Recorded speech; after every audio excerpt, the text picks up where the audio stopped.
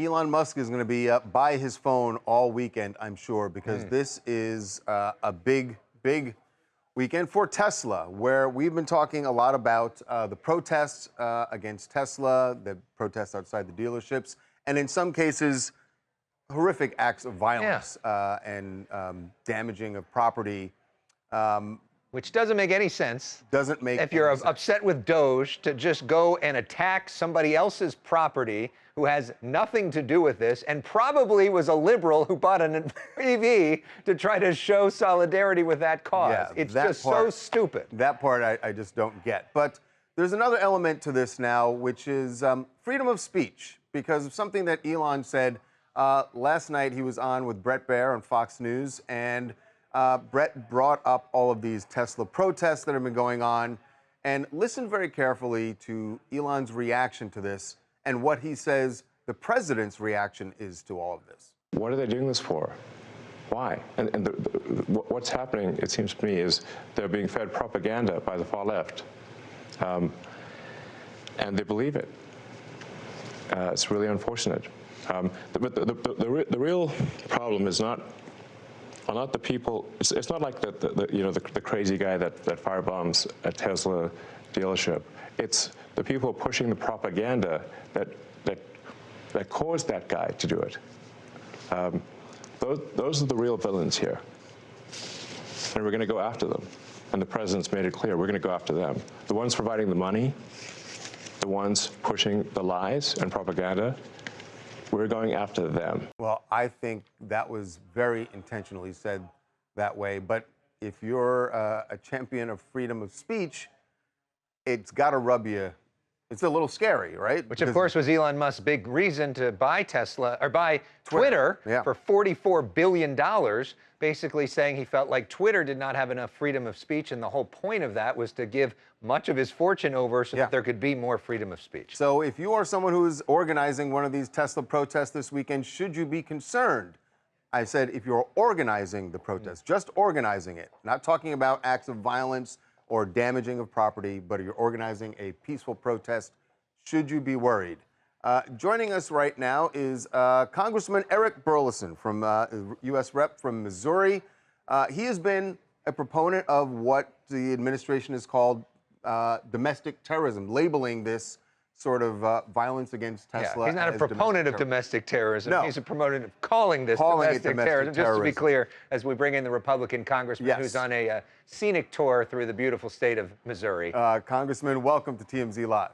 It's great to be on. So what did you think of what the way Elon worded that last night as far as what the administration is going to do about these protests? Yeah, just in first blush, just listening to it, I wouldn't say that I agree with his posture, but I'm going to give him a little bit of grace. Look, Elon is not a politician. Donald Trump is not a politician. They have a different way of saying things, and sometimes the way in which they say it is not exactly what they really are trying to get across. And what I'm kind of reading through what Elon is saying is that, and what he should have said is that there's a difference between people expressing their First Amendment right, their right to protest, their ability to go and have signs and picket in front of a Tesla facility. That's fine. That is the America that we all respect and want to see. But what I think he's referring to is that this is not exactly organic. There are organizations, there is money, there's people even money coming from foreign entities, foreign actors that hate this country. And I think that we need to be researching that and determining who is spending money to try to create because look, this is what the United States has done for decades to other nations. So let's not be naive to think that this isn't happening in this country. So who is doing that? Where do you have any evidence of how that's happening? I can't point to it directly, but look, if you don't think that Russia or China are engaged in some of these efforts to cause disruption in the United States, then you're a fool. And so this has been going on for decades. I think that it's important that we that we protect free speech and we protect the rights of U.S. citizens to express their views, but we also want to be cognizant of the activities that are happening from our adversaries. I hear what you're saying about foreign interlopers, Congressman, but there's plenty of evidence just on social media, even news reports, where there are people who are genuinely upset about what Elon Musk is doing with Doge.